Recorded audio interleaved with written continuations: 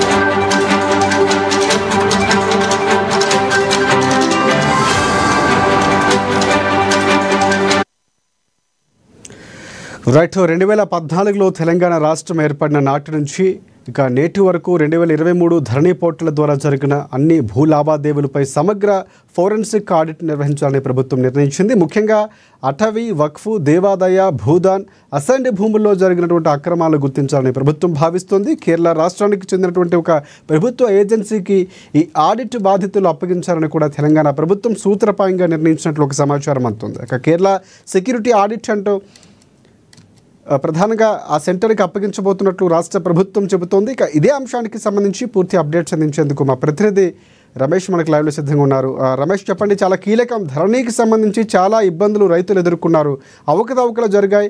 ధరణి విషయంలో తప్పుడు ఉన్నటువంటి సంకేతాలు ఇవ్వటము, లేకపోతే ఒకరి పేరుని ఇంకొకరు రావటం దోచుకోవడానికి అనుకూలంగా ఉందని రాష్ట్ర ప్రభుత్వం ఎన్నికల సమయంలో ఇచ్చినటువంటి హామీ ఏదైతే ఉందో, ధరణి మార్పు చేస్తాం, ధరణి భూదాన్గా మారుస్తాం, ఈ చాలా కీలకంగా మారింది. సో దానికి సంబంధించి ఆడిట్ ఏ విధంగా ఉండబోతుంది, పూర్తి అప్డేట్స్ ఏంటి? కాంగ్రెస్ ప్రభుత్వం ఏర్పడిన తర్వాత ఏదైతే ధరణి, అంతకుముందు బీఆర్ఎస్ ప్రభుత్వంలో ఉన్న ధరణిని ఉన్నటువంటి లోటుపాట్లు కానీ, అట్లాగే ముఖ్యంగా బ్లాక్ లిస్ట్లో ఉన్నటువంటి భూములు కూడా ఆ ప్రైవేటు వ్యక్తుల చేతుల్లోకి, కంపెనీల చేతుల పేరు మీదుగా, ముఖ్యంగా అసైన్ ల్యాండ్స్, ఏదైతే ఎండోమెంట్ ల్యాండ్స్ కూడా ప్రైవేట్ కంపెనీల పేరు మీద ఆ ధరణి వెబ్సైట్లో చూపించినటువంటి పరిస్థితి ఉంది రాజశేఖర్. ఈ నేపథ్యంలో ధరణి లోటుపాట్లను సరిచేయడంతో పాటు ఓనర్స్కి సంబంధించి కానీ, ల్యాండ్కి సంబంధించి అటవీ ల్యాండ్స్, ఎండోమెంట్ ల్యాండ్స్, అట్లాగే అసెంట్ ల్యాండ్స్ కూడా ఏకంగా కంపెనీల పేరు మీదనే ఉన్నటువంటి పరిస్థితి ఉంది. ఈ నేపథ్యంలో ధరణిని తొలగించి పూర్తిగా భూభారతి వెబ్సైట్ను కూడా తీసుకురావడం జరిగింది కాంగ్రెస్ ప్రభుత్వం. దాంతోపాటు ధరణిలో ఏదైతే అక్రమాలు జరిగినాయనేటువంటి ఆరోపణలు ఉన్నాయో వాటి మీద సమగ్ర దర్యాప్తును కూడా చేయిస్తాము. అప్పటి ప్రభుత్వ పెద్దలు ఎవరైతే ఉన్నారో పెద్ద ఎత్తున ఆ భూములకు సంబంధించినటువంటి గోల్మాల్ వ్యవహారాన్ని నడిపారు.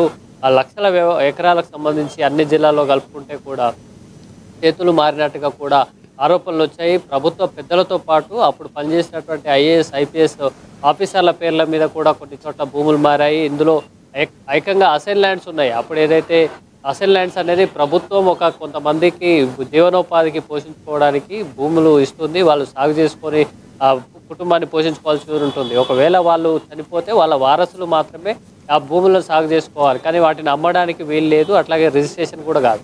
అట్లాంటి భూములు సైతము కొంతమంది ఐఏఎస్ ఐపీఎస్ చేతులకు మారినవి. వాటికి ఇప్పటికీ ధరణి వెబ్సైట్లో కానీ భూభారతి వెబ్సైట్లో కూడా చూపిస్తున్నటువంటి సంబంధించి ముఖ్యంగా రంగారెడ్డి జిల్లాలో హైదరాబాద్ కానుకొని ఉన్నటువంటి జిల్లాలకు సంబంధించినటువంటి ఉన్నటువంటి భూములకు సంబంధించి అసైన్ ల్యాండ్స్ కూడా రాష్ట్రంలో ప్రముఖమైనటువంటి పేర్లు వినిపించేటువంటి ఐఏఎస్ ఐపీఎస్ పేర్ల మీద కూడా ఉన్నాయి. దీనికి సంబంధించి హైకోర్టులో కూడా కేసు విచారణ సాగుతుంది. ఈ నేపథ్యంలో ధరణి తీసుకొచ్చినప్పటి నుంచి కానీ అటు బీఆర్ఎస్ ప్రభుత్వం ఏర్పడినప్పటి నుంచి జరిగినటువంటి గోల్మాల్ ఏదైతే ఉందో ముఖ్యంగా ధరణిని బేస్ చేసుకొని ఏ విధంగా రికార్డులు మార్చారనే అంశాలపై సమగ్ర దర్యాప్తుకు ప్రభుత్వం అయితే రాష్ట్ర ప్రభుత్వం ఆమోదం తెలిపింది. ఈ నేపథ్యంలో కేరళకు చెందినటువంటి ప్రభుత్వ రంగ సంస్థ కూడా ఈ బాధ్యతను అప్పగించింది. ఫోరెన్సిక్ ఆడిట్ చేయడం ద్వారా ఏ విధంగా ల్యాండ్స్ మార్పులు చేశారు అనే అంశంపై కూడా ఈ సంస్థ తేల్చనుంది.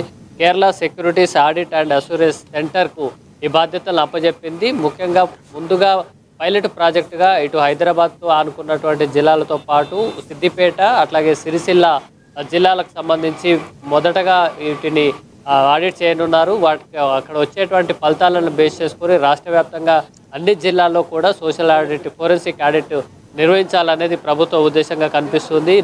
ఈ ఏడాది డిసెంబర్ చివరి నాటికి వీటన్నిటిని కూడా పూర్తి చేసేటువంటి అవకాశం ఉంది. ఇక ముఖ్యంగా ఈ ఆడిట్లో భాగంగా చూసుకుంటే ఫోరెన్సిక్ ఆడిట్లో చూసుకుంటే కనుక ఏదైతే రెవెన్యూ ఆఫీసులు కాకుండా బయటి నుంచి లాగిన్ చేసినటువంటి కంప్యూటర్ల ఐడీలను కనిపెట్టడము, అట్లాగే ఏదైతే ముందుగా చెప్పుకున్నట్టు ఎండోమెంట్ కానీ అసైన్ ల్యాండ్స్ అనేవి బ్లాక్లో ఉంటాయి.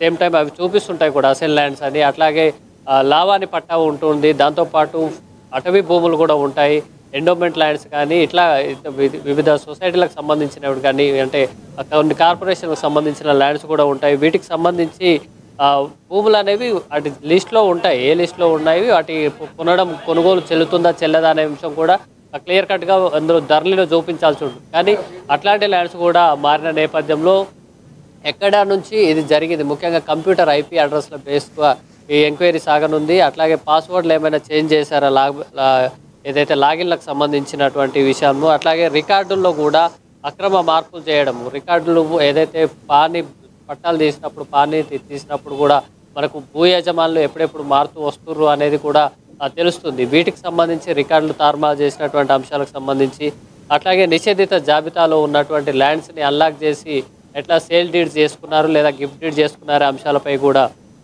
దీంతో పాటు కోర్టు జడ్జిమెంట్లు కూడా కొంతమంది కాపీలను ఫేక్ డాక్యుమెంట్స్ తయారు చేసి కోర్టు జడ్జిమెంట్ పేర్లతోటి కూడా ఫేక్ డాక్యుమెంట్లు తయారు చేసి వాటిని కూడా ఆ కోర్టు తీర్పు వచ్చింది అనే రెవెన్యూ అధికారులని తప్పుదోవ పట్టించి వాటిని కూడా రిజిస్ట్రేషన్ చేసుకున్నారు. ధరణిలో ఈ విధంగా అనేక ఎకరాల భూములు చేతులు మారినట్టుగా కూడా అంచనాకు వచ్చిన నేపథ్యంలో వీటన్నిటికీ సంబంధించి ఈ సంస్థ ఆడిటింగ్ సంస్థ ఫోరెన్సిక్ ఆడిట్ చేయనుంది. దీంతోపాటు ప్రభుత్వానికి కూడా నివేదిక ఉంది. దాని ఆధారంగా చేసుకుని ప్రభుత్వం చర్యలు తీసుకునేటువంటి అవకాశం ఉంది. ముందుగా చూసుకుంటే హైదరాబాద్తో పాటు రంగారెడ్డి, నల్గొండ, మెదక్ జిల్లాలు ఏదైతే హైదరాబాద్ సిటీ చుట్టుపక్కల ఉన్నటువంటి భూములకు సంబంధించి పెద్ద ఎత్తున చేతులు మారాయి. ఇందులో అసైన్ ల్యాండ్స్, అటవీ ల్యాండ్స్ కూడా రికార్డు మారినవి. దీనికి సంబంధించి ఇప్పటికే కొన్ని కేసులు కూడా హైకోర్టులో కూడా దర్యాప్తులో విచారణలో కొనసాగుతున్న నేపథ్యంలో ఇందులో ప్రభుత్వ అధికారులతో పాటు అప్పటి ప్రభుత్వ పెద్దలు కూడా ఇన్వాల్వ్ అయినటువంటి పరిస్థితి ఉంది. ఏదైతే పేదలకు సంబంధించినటువంటి వాళ్ళకు ఉపయోగపడాల్సిన భూములు కానీ ప్రభుత్వ ఆధీనంలో ఉండాల్సినటువంటి భూములు చేతులు మారిన నేపథ్యంలో వీటన్నిటికీ ఫోరెన్సిక్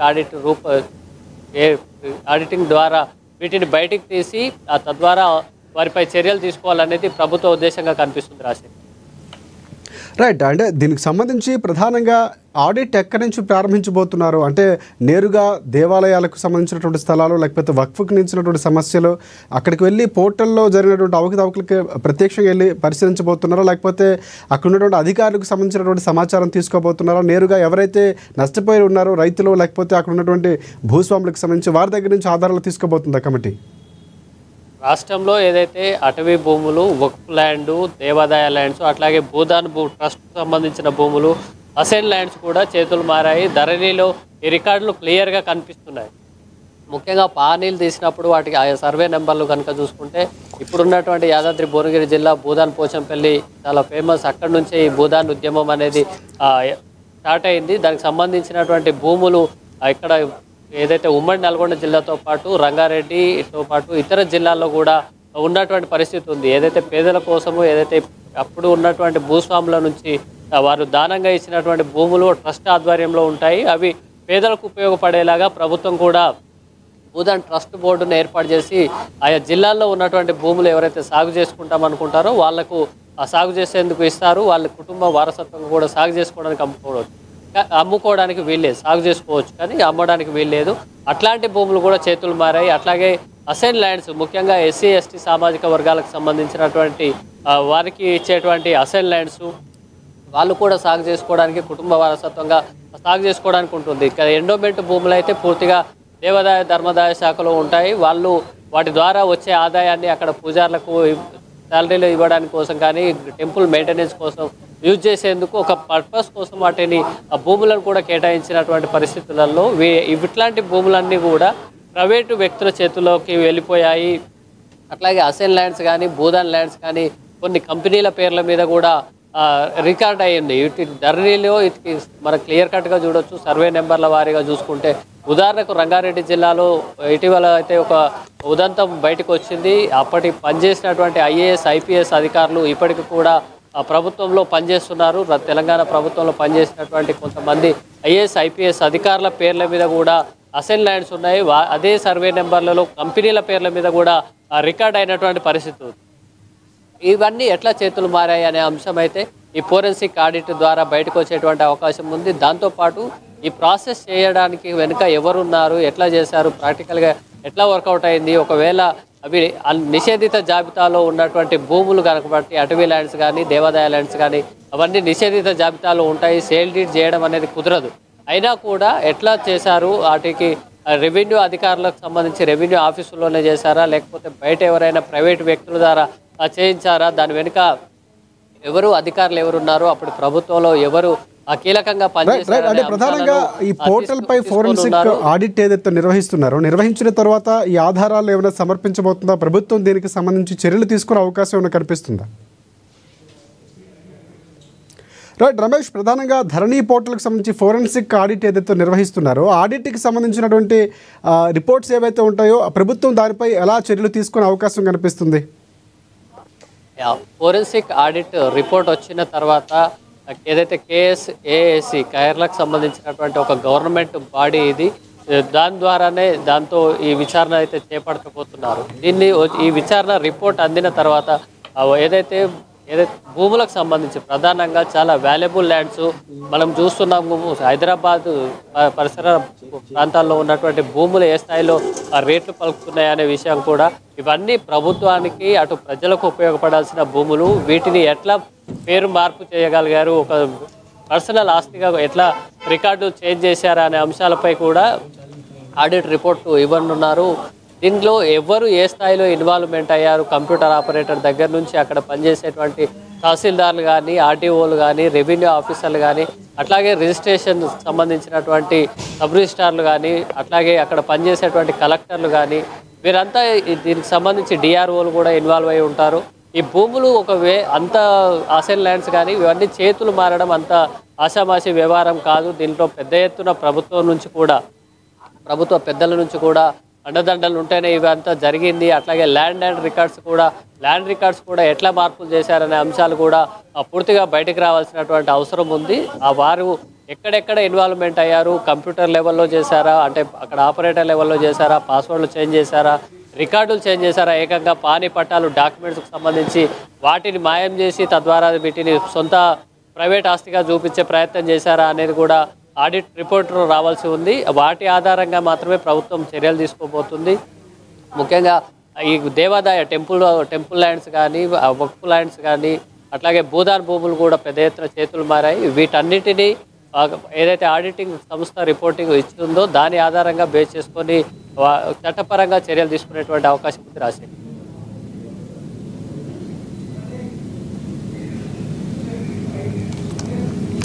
రైట్, అంటే దాదాపుగా 80 లక్షలకు పైగానే ఖర్చు అవుతుందని ఒక కోర్టు కూడా తెలుస్తుంది. అంటే ప్రధానంగా ఈ ఆడిట్ నేపథ్యంలో నిర్వహణకు దాదాపుగా 80 లక్షల రూపాయల వరకు కూడా ఖర్చు అవుతున్నటువంటి ఒక అంశం తెలుస్తుంది. సో ఈ అంశాలకు సంబంధించి అప్డేట్ ఉన్నాయా? ప్రభుత్వం అనేది ఈ ల్యాండ్స్ సంబంధించి ముఖ్యంగా ధరణి వెబ్సైట్ బేస్ చేసుకొని సాగినటువంటి భూదందాకు రాష్ట్ర ఇటు హైదరాబాద్తో పాటు జిల్లాల్లో కూడా భూములను అనేది పెద్ద ఎత్తున కొట్టేశారు. అక్కడ పనిచేసేటువంటి కలెక్టర్లు కానీ జిల్లా కొంతమంది కలెక్టర్లు, అక్కడ పనిచేసేటువంటి రెవెన్యూ అధికారులు, అట్లాగే రిజిస్ట్రేషన్ అధికారుల సహకారం వీళ్ళంతా ఒక కొంత టీమ్గా వర్క్ చేస్తే తప్ప ఈ రికార్డ్స్ చేంజ్ చేయడం అనేది సాధ్యమయ్యేటువంటి పరిస్థితి లేదు. కాబట్టి వీటికి భూములు దందా అనేది ఏ స్థాయిలో జరిగింది, నేరుగా అప్పుడు ప్రభుత్వంలో పనిచేసినటువంటి మంత్రులు ఇన్వాల్వ్మెంట్ అయ్యారా, లేదా అధికారులు కొంతమంది స్థానిక అధికారులు అక్కడ ఉన్నటువంటి ఎమ్మెల్యేలు కానీ మంత్రులు కానీ వీరంతా ఏ స్థాయిలో పనిచేశారు, అక్కడ ఉన్నటువంటి ఆఫీసర్ల ఇన్వాల్వ్మెంట్ ఏ స్థాయిలో ఉంది, వారు సొంతంగా భూములు బదలాయించుకున్నారా, వారి కుటుంబ సభ్యులకు కానీ బంధువులకు కానీ ఏ స్థాయిలో చేసుకున్నారనే అంశం అయితే ఆడిటింగ్ రిపోర్ట్లో రావాల్సి ఉంది.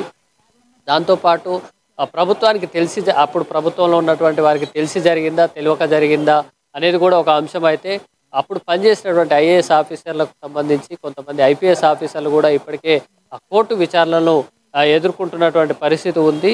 ఇట్లాంటి భూముల దందాలకు సంబంధించి ఇవైతే పూర్తిగా ఆడిటింగ్ రిపోర్ట్లో బయటకు రావాల్సి ఉంది. వాటి ఆధారంగా చర్యలు తీసుకోబోతున్నారు. అయితే వీటికి సంబంధించి ప్రభుత్వం ఇచ్చినటువంటి ఏజెన్సీ సంస్థకైతే ఒక ఏజెన్సీ ఇండిపెండెంట్గా పనిచేయాలి, అట్లాగే కాన్ఫిడెన్స్ అనేది కూడా ఉండాల్సినటువంటి అవసరం ఉన్న నేపథ్యంలో కేరళ ప్రభుత్వానికి సంబంధించినటువంటి కేఎస్ఏఎసి అనేది కేరళ ఒక ఆడిటింగ్ సంస్థ, అది ప్రభుత్వ పరిధిలోనే పనిచేస్తుంది కాబట్టి తద్వారా ఆ రిపోర్టు కూడా ఒక కాన్ఫిడెన్స్ వస్తుంది కాబట్టి వారికి అప్పగించడం జరిగింది. కేవలం ఒక అగ్రిమెంట్ పద్ధతిలో ఇస్తారనేది అయితే ఇప్పటికున్నటువంటి సమాచారం రాశారు. రైట్. అలాగే ఆ సెక్యూరిటీ ఆడిట్ కానీ లేకపోతే ఫోరెన్సిక్ ఆడిట్కు సంబంధించినటువంటి అంటే కొన్ని పత్రాలు రెవెన్యూ రికార్డులు కావాలన్నటువంటి అడిగినటువంటి సంస్థ అడిగింది ఒక ప్రతిపాదన పెట్టినట్లు కూడా తెలుస్తుంది. దానికి సంబంధించి గోప్యతగా ఉండాల్సిన అంశాలు కాబట్టి ప్రభుత్వం ఎలాంటి సూచనలు చేసింది, అప్డేట్స్ ఏమైనా ఉన్నాయా? ఈ వెబ్సైట్లో ఇప్పటికే ప్రభుత్వం ఏదైతే కంప్లీట్ డేటా తీసుకుంది, ఏదైతే ధరణి వెబ్సైట్ని భూభారతిగా కాంగ్రెస్ ప్రభుత్వం ఏర్పడిన తర్వాత మార్చడం జరిగింది. ధరణి ఏర్పడే నాటికంటే ముందు ఆ విధంగా చూసుకుంటే కనుక తెలంగాణ రాష్ట్రం ఏర్పడే నాటికంటే ముందు 2014 ముందు ఆ భూముల యొక్క సహజ స్థితి ఏంటి అనేది, అంటే ఒకవేళ అది ప్రైవేట్ ఆస్తా లేదు ప్రభుత్వ ఆస్తా, ఒక్కు ల్యాండా, దేవాదాయ ల్యాండా, భూదాన్ ల్యాండా, అసైన్ ల్యాండా, లేదంటే లావాణి పట్టానా, ఇట్లా వేరియేషన్ ఏముంది, దాంతోపాటు అది అగ్రికల్చర్ ల్యాండా లేదంటే అగ్రికల్చర్ నాన్ అగ్రికల్చర్ ల్యాండ్ కూడా 2 కేటగిరీలు కూడా ఉంటుంది. ఒకవేళ రియల్ ఎస్టేట్ వ్యాపారం చేయదలుచుకున్న వారు అగ్రికల్చర్ ల్యాండ్ను కూడా అక్కడ పంట పండదు అనేది ప్రూవ్ చేయాల్సి ఉంటుంది. దానికి రెవెన్యూ అధికారులు కూడా ఒక సర్టిఫికేట్ ఇచ్చి నాలా కన్వర్షన్ చేసి అక్కడ రియల్ ఎస్టేట్ వ్యాపారం చేయడానికి ఉంటుంది, లేదా నివాసాన్ని కూడా ఏర్పాటు చేసుకోవచ్చు ఆ భూ యజమాని కానీ, లేదా అమ్ముకోవడానికి వీలు కూడా ఉంటుంది.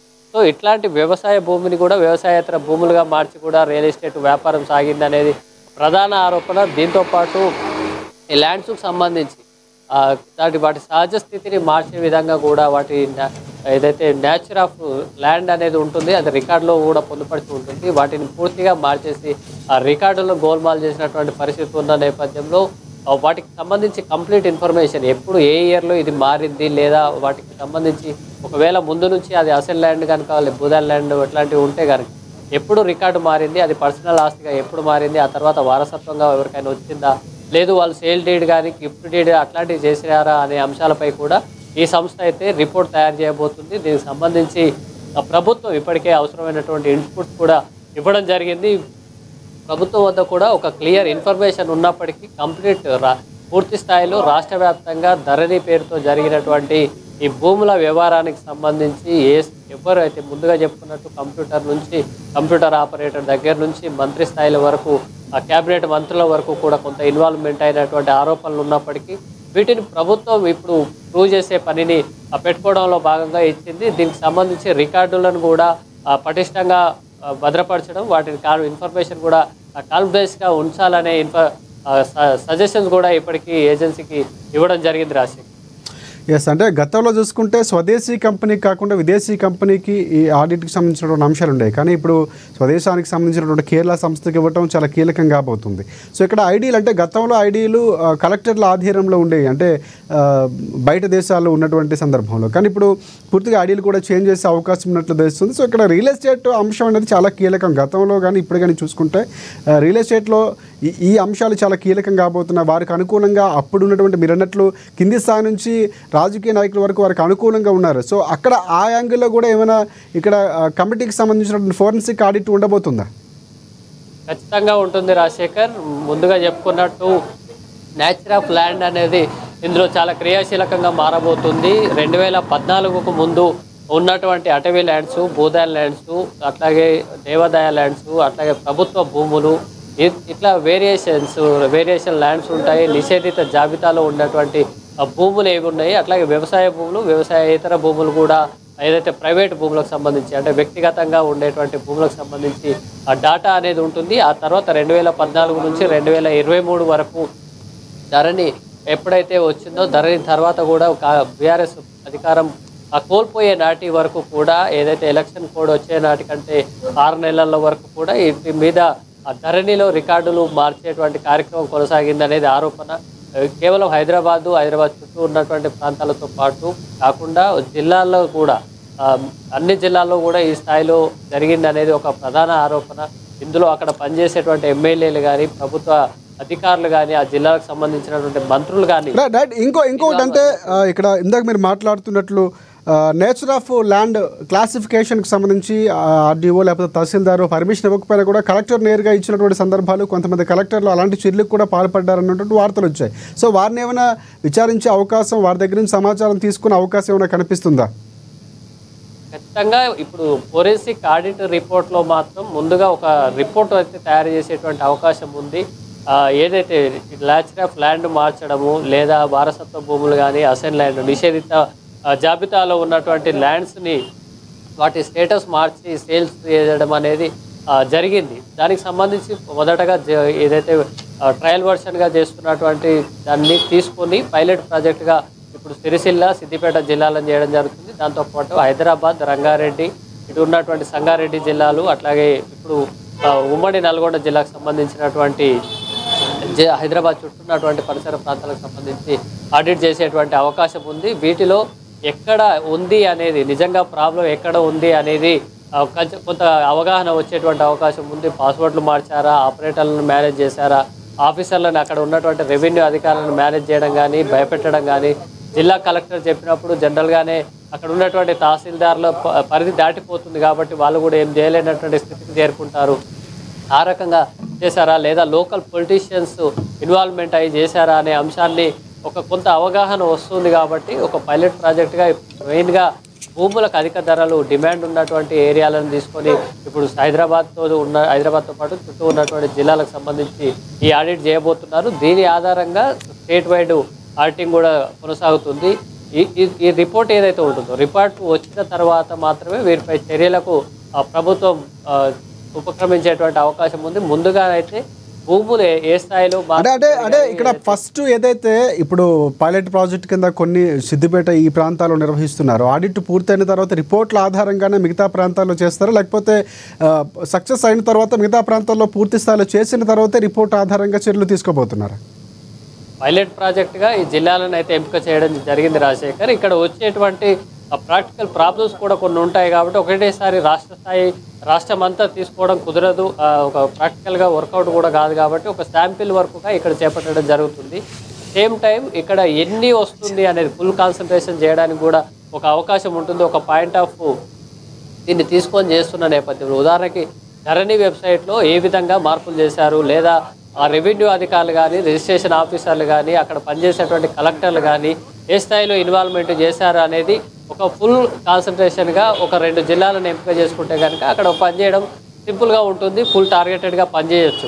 అప్పుడు అక్కడ జరిగేటువంటి లోటుపాట్లు కానీ, వేరియస్ కారణాలు కానీ ఒక అవగాహన వస్తుంది. కాబట్టి ఆ టీంకు కూడా అక్కడ పనిచేసేటువంటి టీం ఏదైతే ఉందో ఈ ఇన్వెస్టిగేషన్ టీంకు పూర్తి అవగాహన వస్తుంది. కాబట్టి అదే ఒక డెమోలాగా ఇక్కడ ఉపయోగపడుతుంది. అదే పద్ధతిని రాష్ట్రం అంతా అప్లై చేస్తే కనుక ఆ ఫలితం కొంత తొందరగా తేల్చేటువంటి అవకాశం ఉంది. కాబట్టి ఫస్ట్ శాంపిల్ వర్క్ అనేది చేస్తారు.